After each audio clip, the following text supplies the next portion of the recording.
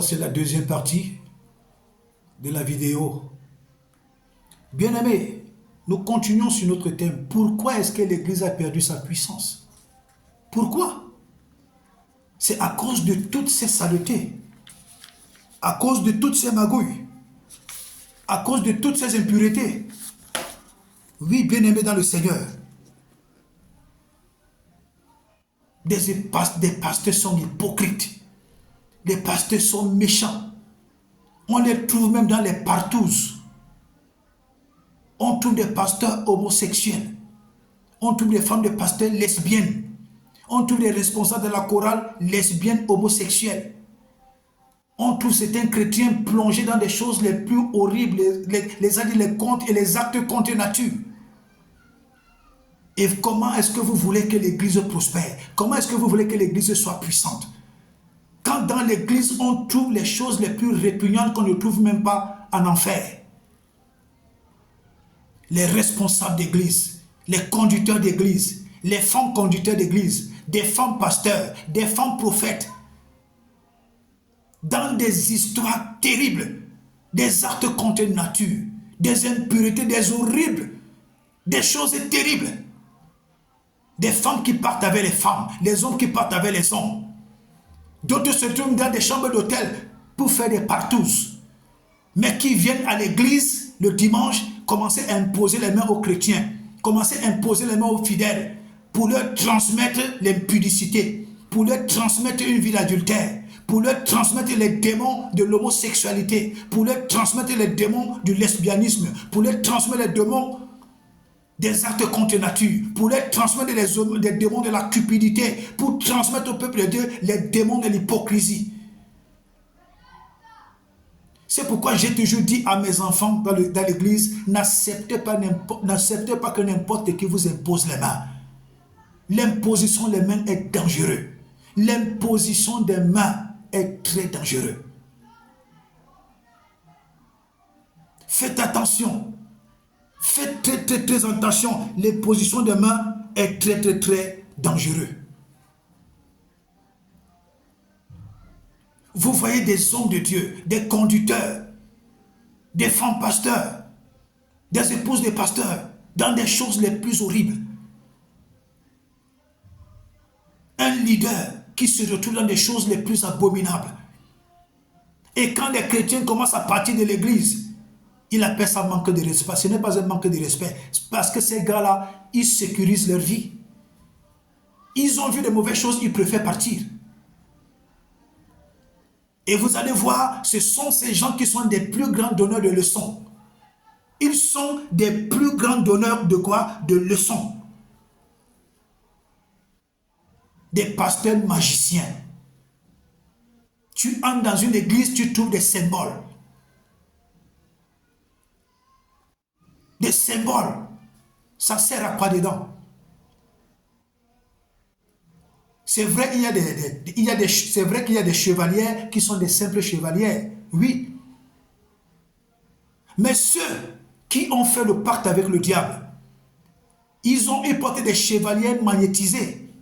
Quand ils vous imposent la main, ils aspirent toutes vos grâces, ils aspirent toutes vos bénédictions, ils polluent vos vies, ils font descendre un nuage noir dans vos vies. Et c'est eux qui viennent être des donneurs de leçons sur le leadership. Il faut respecter vos pères spirituels. Oui. Si tu as un père spirituel qui est magicien, qui est homosexuel, qui est pédé, qui est double signe, qui est lesbienne et tout ce que vous pouvez comprendre. Mais c'est de ton choix. Si tu veux, tu restes avec lui. Mais si tu pars, ce n'est pas un péché. Tu sécurises ta vie, enfant de Dieu. Tu protèges ta vie, enfant de Dieu, parce que ta vie est plus précieuse que celle de ton père spirituel. Si tu meurs, ton père spirituel ne donnera pas à ta famille un autre enfant. Si ta vie échoue, ton père spirituel ne viendra pas prendre ta place.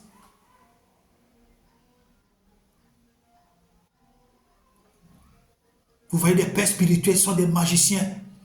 Beaucoup sont rentrés dans la cabale juive. Beaucoup sont rentrés dans la cabale juive. Et ils utilisent des livres très mystiques. Les livres comme l'invocation des 75 esprits de la cabale. C'est un livre mystique. Il y a aussi un autre livre mystique, le 6e et le 7e livre de Moïse. C'est un livre mystique. Il y a aussi un autre livre mystique, le Grimoire de Salomon. Ce sont les 3 livres mystiques que beaucoup de pasteurs utilisent. Il y a aussi un autre livre mystique là, comment prophétiser. Ce sont ces 4 livres mystiques que beaucoup de pasteurs utilisent. Ils ont ces livres dans leur maison. Ils lisent, ils méditent, ils utilisent ça là-bas. Et maintenant, ils viennent pratiquer dans l'église sur les chrétiens. Si je peux aussi parler des épées, il y a l'épée de Salomon, l'épée de David, l'épée de Gédéon. Il y a une autre 4e épée là, que j'oublie. Mystiquement, ce sont des épées dangereuses. Elles ont un pouvoir mystique terrible. Vous voyez une épée, simplement, mais le travail qu'elle fait mystiquement dans vos vies, c'est terrible. Elle vous dépouille, elle vous déshabille, elle vous ruine. Et là maintenant, c'est votre père spirituel qui en bénéficie, s'il est vraiment initié. Parce que s'il n'est pas initié, c'est celui qui l'a initié dedans qui bénéficie de toutes vos grâces. Par exemple, vous voyez avec la fille qui prophétisait quand le Paul passait dans Acte, je crois c'est Acte 7, la femme qui était possédée de l'esprit de Python. Ce qu'elle disait était vrai. Mais quand Paul en avait marre, Paul a crié sur elle, elle a été délivrée du démon du Python. La Bible dit quoi? Que ses maîtres étaient mécontents. Mais ses maîtres étaient où? C'est elle qui était devant la scène, non? Donc tout ce qu'elle faisait, ce sont ses maîtres qui bénéficiaient de l'énergie spirituelle, de tout ça. Donc toute personne avec laquelle la fille entrait en contact, elle dépouillait ces personnes et ce sont ses maîtres qui prospéraient. C'est la même chose avec les hommes de Dieu qui se sont inscrits, qui ont pactisé avec la Rose-Croix, avec la franc-maçonnerie, avec la cabale juive, qui utilisent des épées, qui utilisent des bagues, qui utilisent le grimoire de Salomon, qui utilisent le 6e et le 7e livre de Moïse, qui utilise également comment invoquer les 75 démons de la cabale juive, qui utilise également quel est le 3e livre là, bon, je viens de citer tous ces livres là. Tous ceux qui les utilisent, quand ils sont en contact avec vous, ils aspirent vos grâces, ils aspirent vos vies, ils aspirent vos étoiles, ils vous détruisent, eux ils prospèrent et vous vous stagnez. Ils prospèrent et vous stagnez. Il y a des choses horribles qui se passent aujourd'hui dans des églises. Frères et sœurs, faites très attention. Ne donnez pas vos têtes à n'importe qui. N'acceptez plus que n'importe qui vous impose les mains. Si votre leader, votre conducteur, votre père spirituel ou bien tout ce que vous voulez, vous constatez qu'il a déjà une vie louche, n'acceptez plus qu'il vous impose les mains. Commencez à voir déjà comment quitter de cet endroit-là. Que Dieu vous oriente ailleurs. Ils utilisent comme livre, je vais répéter, ils utilisent comme livre le grimoire de Salomon, le 6e et le 7e livre de Moïse, comment invoquer les 75 démons de la cabale juive, et le 4e livre c'est quoi là?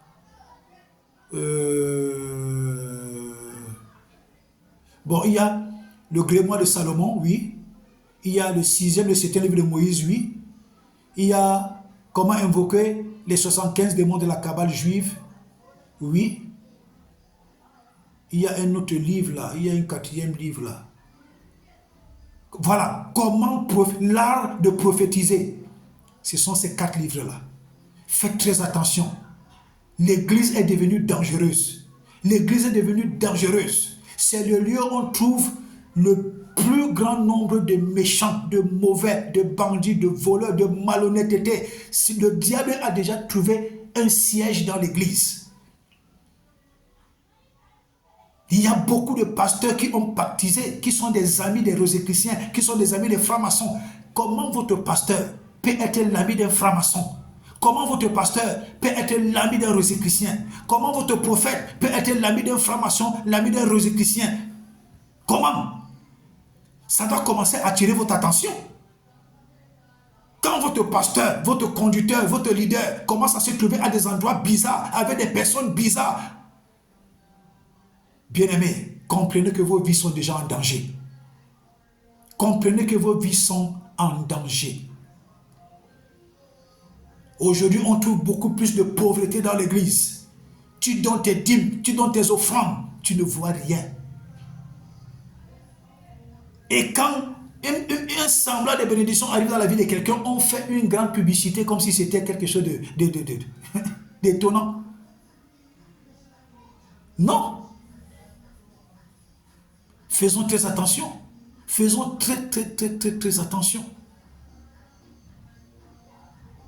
Je répète encore, ils utilisent 4 livres. L'art de prophétiser, comment prophétiser. 1. 2. Ils utilisent comment invoquer les 75 démons de la Kabbale juive. 3. Ils utilisent le 6e et le 7e livre de Moïse. 4. Ils utilisent le grimoire de Salomon. Maintenant, pour les épées, ils utilisent l'épée de David, l'épée de Salomon, l'épée de Gédéon. Il y a une 4e épée là qui m'a échappé. Ils utilisent également des chevaliers. C'est vrai, il y a des chevaliers simples. Mais il y a des chevaliers magnétisés. Donc, tous ces pasteurs qui utilisent ces choses, quand ils viennent dans l'église, ils aspirent toutes vos grâces. Ils aspirent toutes vos bénédictions. Ils aspirent vos étoiles. Je vous prends encore l'exemple, je reviens sur l'exemple de la fille qui était possédée par un esprit de démon que l'apôtre Paul a délivré dans le livre des Actes. Quand elle a été délivrée, la Bible dit que ses maîtres se sont fâchés, ses maîtres se sont mis en colère, et ce sont ces maîtres qui ont provoqué l'arrestation de Paul. Ces maîtres étaient où? C'est la même chose qui se passe dans les églises. Le pasteur est devant vous. S'il est initié, c'est lui qui boit toutes vos grâces. Maintenant, si c'est lui qui l'a initié est plus fort que lui, c'est lui qui récupère toutes vos grâces. C'est pourquoi cette histoire de parrainage-là, tu es serviteur de Dieu, tu es bishop, tu es loin de l'Éternel, tu as un ministère que Dieu t'a donné, tu prospères dans le ministère, parce que tu as la convoitise. Tu fais appel à un homme de Dieu que tu ne connais pas, parce qu'il est bishop ou archibishop.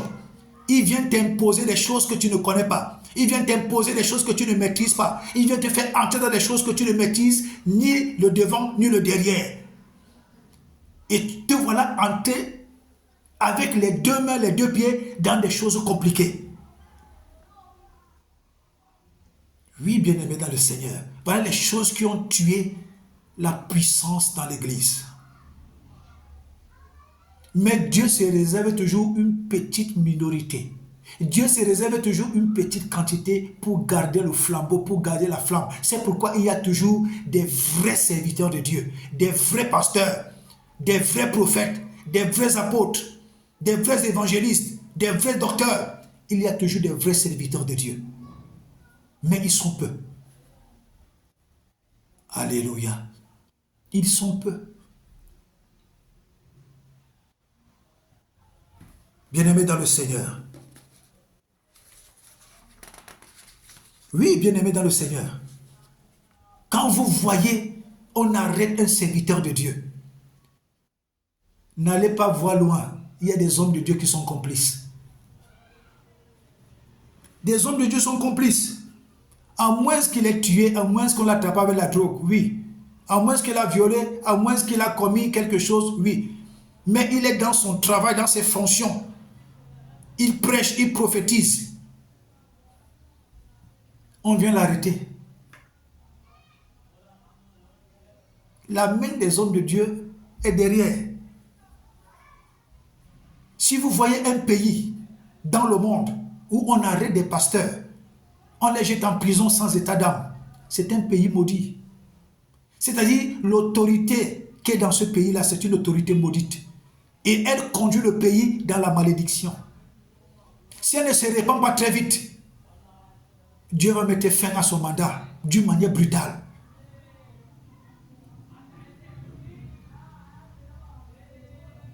Alléluia. Oui. Regardez un peu le Nigeria. Le Nigeria. On n'arrête pas un homme de Dieu au Nigeria n'importe comment. À moins qu'il ait volé, à moins qu'on l'attrape avec la drogue, à moins qu'il a peut-être violé un enfant, à moins qu'il ait commis un acte qui n'est pas bien. Mais on n'arrête pas des hommes de Dieu au Nigeria. Parce qu'au Nigeria, les anglophones ont une culture à part. Les anglophones savent qu'un serviteur de Dieu, c'est Dieu lui-même. Au Nigeria, on ne met pas la main sur un serviteur de Dieu. Il y a des hommes de Dieu au Nigeria qui prophétisent contre le gouvernement, qui disent des choses contre le président de la République, mais on ne les arrête pas. Le président de la République prend acte. Maintenant, il voit ses amis pasteurs dire que allez un peu interroger Dieu, allez voir cette affaire. C'est sûr que Dieu est déjà fâché contre moi. Au Nigeria, on n'arrête pas les hommes de Dieu. Non. Parce que ces gars savent que quand tu mets la main sur un homme de Dieu, tu t'attires la malédiction. Tu t'attires une mort horrible. Ils savent que quand tu touches à un homme de Dieu, tu as maudit ta vie, tu as maudit la vie de tes enfants, tu as maudit la vie de ta famille, tu as maudit ta maison, tu as maudit tout ce que tu possèdes. C'est pourquoi au Nigeria, on ne fait pas du n'importe quoi. On ne touche pas à un homme de Dieu n'importe comment. Si vous voyez un pays où on méprise, on chiffonne, on arrête, on jette en prison, parfois même on fait des choses horribles à des hommes de Dieu, sachez que celui qui est à la tête de ce pays-là, c'est un homme qui n'est pas sérieux. C'est un homme qui n'est pas sérieux. Et Dieu détruit toujours ce genre de personnes. Ces gens de personnes finissent toujours sa vie d'une manière honteuse. Parce qu'on ne gagne pas Dieu. Alléluia. Alléluia. Je vais continuer en disant, tous ceux, quand quelqu'un contribue, je reviens dessus, quand quelqu'un contribue à la chute, à l'arrestation d'un homme de Dieu, à la chute d'une église, tu t'attaques directement à Dieu. Je dis, je répète, quand une autorité, ou un homme d'église, ou un homme de Dieu, ou même un simple citoyen, contribue à l'arrestation d'un homme de Dieu qui n'a rien fait, à détruire un ministère, à déstabiliser un homme de Dieu, à déstabiliser un ministère, laisse-moi te dire, mon frère, ma soeur, tu t'attaques directement à Dieu. Et toute personne qui s'attaque à Dieu a une fin horrible, a une fin malheureuse, parce que Dieu ne respecte personne. La seule personne à qui il faut éviter d'avoir les problèmes, c'est avec Dieu. Il faut éviter d'avoir les problèmes avec Dieu. Quand tu as les problèmes avec Dieu, ta fin est déjà programmée. Et ça ne serait pas une bonne fin.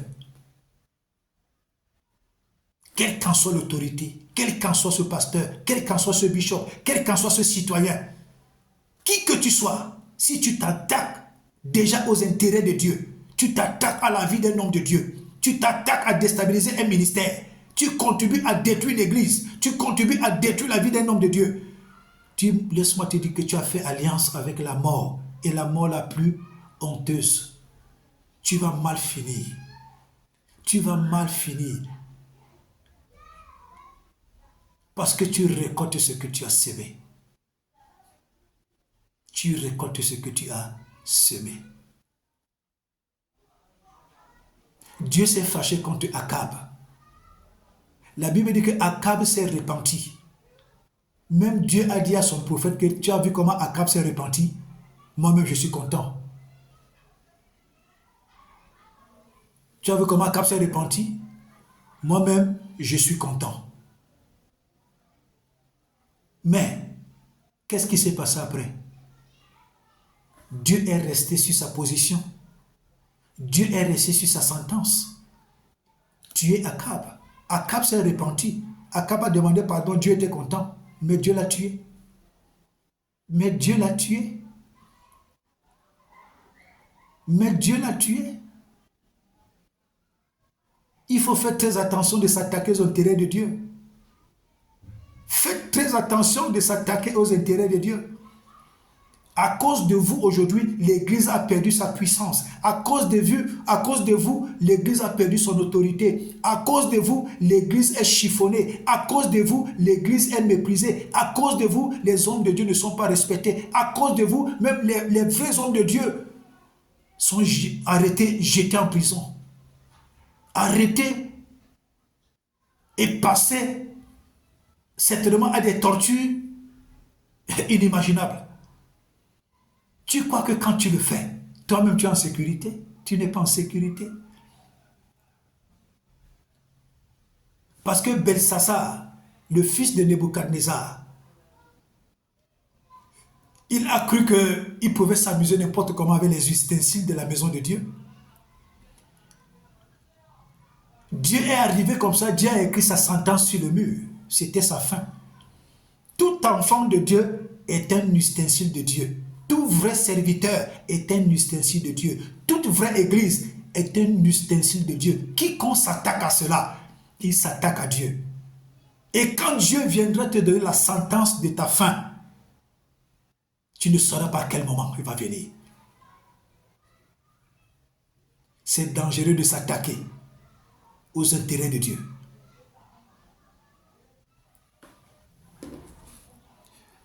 Je continue en disant, quand nous lisons Osée 4, versets 5 à 6, Osée 4, versets 5 à 6, tout pasteur, tout apôtre, tout homme de Dieu, tout serviteur de Dieu, toute femme qui sert Dieu, toute femme de pasteur, tout enfant de Dieu, laisse-moi te dire, quand tu lis bien Osée 4, versets 5 à 6, c'est vrai, il est écrit, mon peuple périt faute de connaissances. Mais il faut continuer la lecture en bas. Dieu dit quoi? Dieu dit que je vais te rejeter de mon sacerdoce. Même tes fils, je vais les rejeter. Quand tu me dis ce passage, vous les hommes de Dieu qui vous amusez à être jaloux d'autres ministères, vous les hommes de Dieu qui vous levez parfois à combattre des vrais ministères, vous ces hommes de Dieu qui vous levez contre les vrais serviteurs de Dieu, laissez-moi vous dire, vous vous détruisez vous-même et vous hypothéquez l'avenir de vos enfants. À cause de vos bêtises, à cause de vos erreurs, à cause de votre égoïsme, à cause de votre hypocrisie, à cause de votre méchanceté, vous ces hommes d'église, vous détruisez vos vies, vous détruisez vos ministères et vous hypothéquez l'avenir de vos enfants. Vos enfants ne vont pas réussir à cause de vous. Vos enfants auront tellement de problèmes à cause de vous. Le fait que tu sois pasteur, bishop, archibishop, le fait que tu sois même l'homme de Dieu le plus puissant, mais à cause de ta méchanceté, à cause des œuvres que tu pratiques sur les autres, tes enfants vont subir cela parce que toi, tu ne peux pas faire le chantage à Dieu. Ce que tu sèmes, c'est ce que tu vas récolter. Tes enfants vont récolter le fruit de ta méchanceté. Tes enfants vont récolter le fruit de ton hypocrisie. Tes enfants vont récolter le fruit de ton horreur. Quand tu poses des actes, réfléchis avant. Tout ce que vous faites, vos enfants vont payer. Que tu sois bishop ou archibishop ou pasteur, quel qu'en soit ce que tu es, tu as contribué à déstabiliser, à arrêter, à jeter en prison, à détruire un homme de Dieu, une église.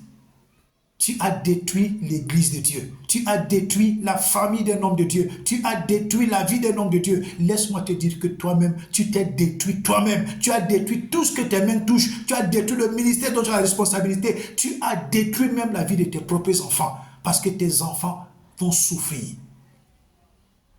Le fait que tu sois homme de Dieu, ça ne garantit pas la paix à tes enfants. Tes enfants vont récolter le fruit de ta méchanceté. Alléluia. Alléluia. Ah oui. Ah oui. Prenons l'histoire du sacrificateur Élie. La Bible dit que ses enfants étaient mauvais. Il faisait des choses, mais le sacrificateur ne faisait pas de reproches à ses enfants. Jusqu'au jour où Dieu a décidé de tuer ses enfants et Dieu a tué ses enfants. Oui, et Dieu l'a tué lui-même. Donc lui-même et ses enfants, ils sont morts. Donc laisse-moi te dire, homme de Dieu, toi qui méprises le corps de Christ, toi qui plonges dans toutes les magouilles, toi qui as pactisé avec le diable, toi qui pratiques les actes contre nature, toi qui contribues à détruire d'autres ministères, toi qui contribues à détruire la vie des hommes de Dieu, toi qui contribues à détruire d'autres églises, laisse-moi te dire que Dieu te détruira, toi et tes enfants. Dieu te détruira, toi et tes enfants. Sois-en sûr. Sois-en sûr que Dieu te détruira. C'est ce type de parole que vous n'aimez pas entendre, mais c'est la vérité. C'est la vérité. Je vais encore prendre l'exemple de l'apôtre Paul. L'apôtre Paul était un homme de Dieu ouin, puissant. L'apôtre Paul craignait même Dieu. Lui, il craignait même Dieu. Mais le simple fait qu'il avait tué, il avait donné son accord pour qu'on puisse lapider Étienne. Le simple fait qu'il s'était levé pour torturer, pour mépriser, pour écraser, même pour tuer des chrétiens qui appartiennent à Jésus. Il ne savait pas que c'est à Jésus qu'il s'attaquait. Jusqu'au moment où Jésus lui apparaît dans le chemin de Damas, Jésus lui dit que c'est à moi que tu t'attaques. Il est resté avec une écharde dans sa vie jusqu'à sa mort. J'ai dit, il est resté avec une écharde dans sa vie jusqu'à sa mort. Je continue à te parler, toi, homme de Dieu, qui contribue dans les magouilles à faire du mal à d'autres hommes de Dieu, qui contribue à faire du mal à d'autres ministères, qui contribue à amener la saleté dans l'église du Seigneur, qui contribue à empêcher à l'église de Dieu d'évoluer. Laisse-moi te dire que Dieu mettra une écharde dans ton corps. Dieu mettra une écharde dans ton corps. Une écharde qui va te faire souffrir. Et ta fin sera malheureuse. Si tu ne changes pas, ta fin sera malheureuse. L'apôtre Paul a prié. Dieu lui a dit, laisse-moi l'autre là, ma grâce te suffit. Mais il a laissé cette écharde dans son corps. Le fait que tu sois bishop, archibishop, pasteur, prophète, qui que tu sois, le fait que tu aies une grande cathédrale, une grosse voiture, tu as un beau compte bancaire, ça n'effraie pas Dieu. Ça n'effraie pas Dieu. Ce que tu sèmes, tu vas récolter. Si tu continues à faire du mal à d'autres hommes de Dieu, si tu continues dans cette lancée à vouloir détruire d'autres ministères, si tu entres dans des complots à vouloir détruire la vie d'autres serviteurs de Dieu, si tu continues à pactiser avec les œuvres des ténèbres, si tu continues à empêcher à l'église de Dieu d'évoluer, laisse-moi te dire que l'écharde que Dieu va mettre dans ton corps, cette écharde va te pourrir la vie jusqu'à la fin de tes jours. Avant de quitter cette terre, ta vie va te dégoûter. Ta vie va te dégoûter. On ne fait pas des aventures dans l'œuvre de Dieu. Aujourd'hui, on trouve des pasteurs, des hommes de Dieu aventuriers. Quand il n'a pas d'argent, c'est là où il sert Dieu. Non, quand il n'a pas d'argent, il n'est pas en train de servir Dieu. Quand il a déjà un peu d'argent, il a une voiture, c'est là que tu commences à voir que ce monsieur était vraiment un enfant du tout. Un petit enfant, un gamin qui ne peut pas se maîtriser devant l'argent.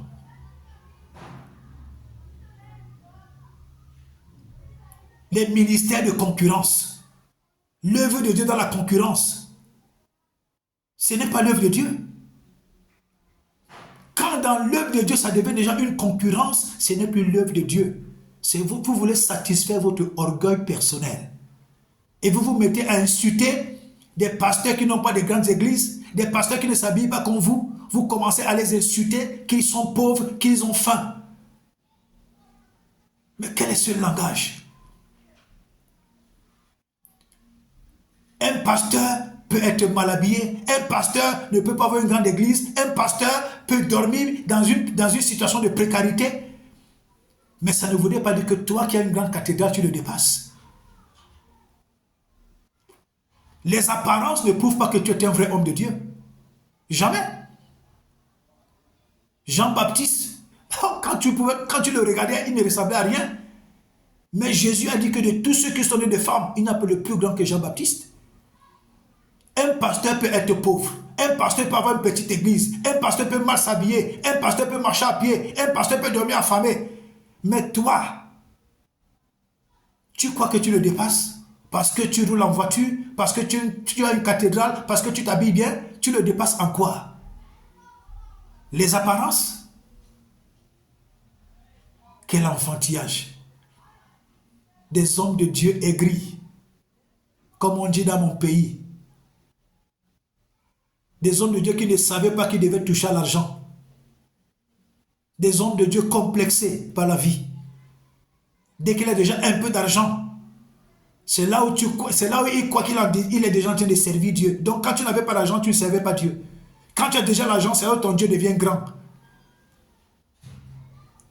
Les pasteurs qui ont la pauvreté dans l'âme, la pauvreté dans le sang.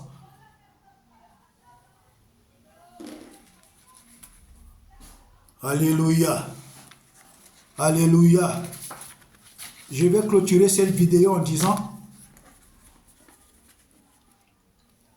ta cathédrale, ta grande cathédrale, ta belle cathédrale, ta chic cathédrale ne te garantit pas la vie éternelle. Laisse-moi te le dire, homme de Dieu. Quelle qu'en soit la beauté de ta cathédrale, ça ne te garantit pas le paradis. De deux, quel qu'en soit le nombre de tes membres, même s'ils sont 10 000 membres, ça ne te garantit pas le paradis. De trois, tes révélations, quand tu prêches, toutes tes révélations là avec des titres pompeux, ça ne te garantit pas le paradis. En quatrième position, tes beaux messages, tes prophéties, tes beaux messages avec le bon français là, le bon anglais, tes prophéties là, ça ne te garantit pas le paradis. Tes jeûnes, tes prières, même si tu fais les jeûnes de prières de 800 jours, mon frère, ça ne te garantit pas le paradis. Ta popularité, même si tu es populaire dans ton pays, même si tu es populaire dans le monde, ça ne te garantit pas le paradis. Toi, homme de Dieu qui m'écoute. Tes missions, on t'invite à gauche, on t'invite à droite, tu entres à gauche, tu entres à droite. Laisse-moi te dire, homme de Dieu, ça ne te garantit pas le paradis. Ça ne te garantit pas le paradis. Le nombre d'églises que tu as dans le monde, ça ne te garantit pas le paradis. Ton argent, ta belle maison, ta belle voiture, tout ce que tu as ne te garantit pas le paradis. Tant que ton cœur est mauvais, ton cœur est méchant, ton cœur est aigri, ton cœur est hypocrite, tu fais l'œuvre de Dieu avec des compétitions et la concurrence. Tu contribues dans des combines pour faire tomber d'autres hommes de Dieu, pour détruire d'autres ministères, pour faire arrêter d'autres hommes de Dieu, pour les jeter en prison. Tu contribues dans cette combine. Même quand certains hommes de Dieu sont arrêtés injustement, vous ne pouvez pas vous lever pour parler. Laissez-moi vous dire que vous n'êtes pas prêts pour le paradis. Vous n'êtes pas prêts pour le paradis. Je crois que c'est 1 Jean 3, verset 15 qui dit: celui qui hait son frère n'a pas la vie éternelle en lui.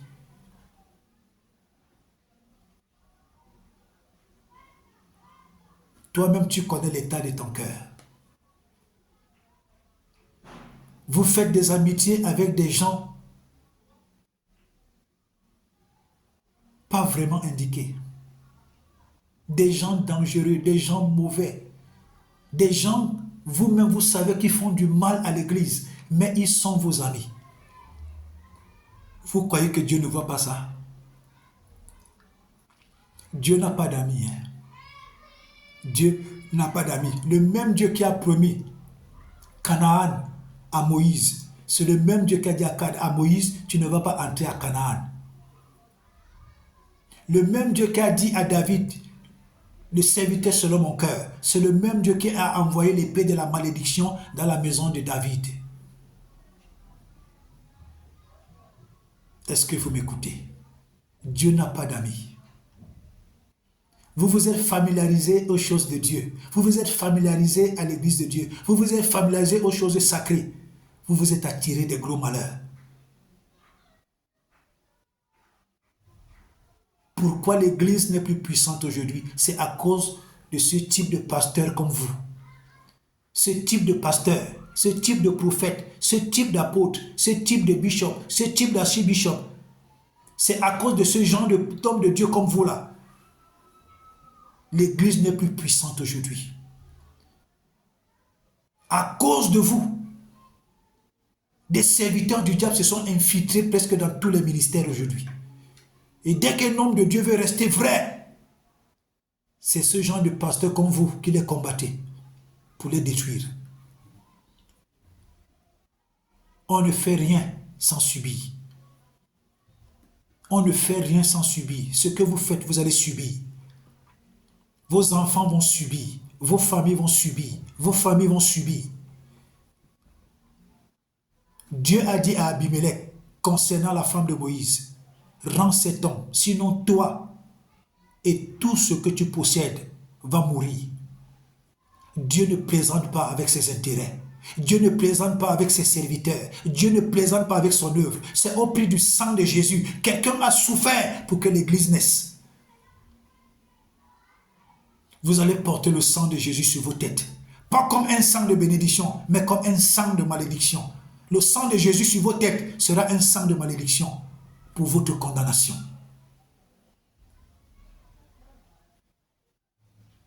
S'il y a une chose avec laquelle je ne peux pas plaisanter, c'est avec l'œuvre de Dieu. S'il y a une chose dans laquelle tu ne me trouveras jamais, c'est faire une combine concernant un homme de Dieu. S'il y a des choses dans lesquelles tu ne vas jamais me trouver, c'est faire une combine concernant la femme d'un homme de Dieu. Jamais. Le jour où vous êtes pasteur, le jour où vous êtes homme de Dieu, la nuit, vous êtes la femme de quelqu'un. La nuit, tu es la femme de quelqu'un. Toi, un homme. La nuit, tu es la femme de quelqu'un. Le jour, tu es pasteur. Toi, la femme qui m'écoute. Le jour, tu es prophétesse. La nuit, tu es la femme d'une autre femme. Ces hommes de Dieu sorciers, ces femmes de pasteurs, des sorcières. Dans la chorale, on trouve des sorciers. L'intercession, on trouve des sorciers. Le ministère des enfants, on trouve des sorciers. Dans tous les départements, on trouve des sorciers. Le pasteur, lui seul, c'est lui qui couche avec toutes les filles de la chorale. Toutes les femmes de l'église sont ses femmes. Et sa femme connaît, elle ne dit rien. Toi-même, tu contribues à la mort de ton mari. Ah, certainement, c'est un faux homme de Dieu. Parce qu'il y a des faux, il y a des vrais. Quand un homme de Dieu est vrai, il y a des choses qu'il ne pratique pas. Quand la femme d'un homme de Dieu est vraie, elle va dire la vérité à son mari. Elle va dire la vérité à son mari, elle va péter un plomb. C'est à lui de choisir.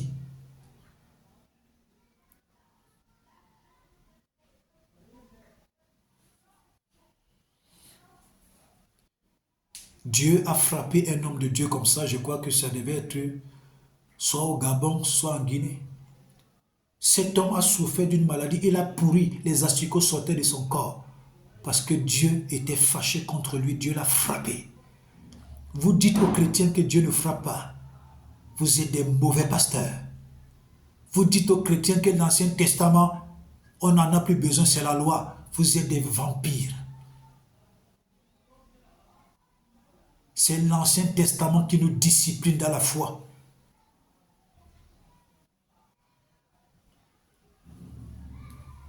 Repentez-vous. Repentez-vous. Partagez cette vidéo. Partagez cette vidéo. Que Dieu vous bénisse abondamment. Shalom.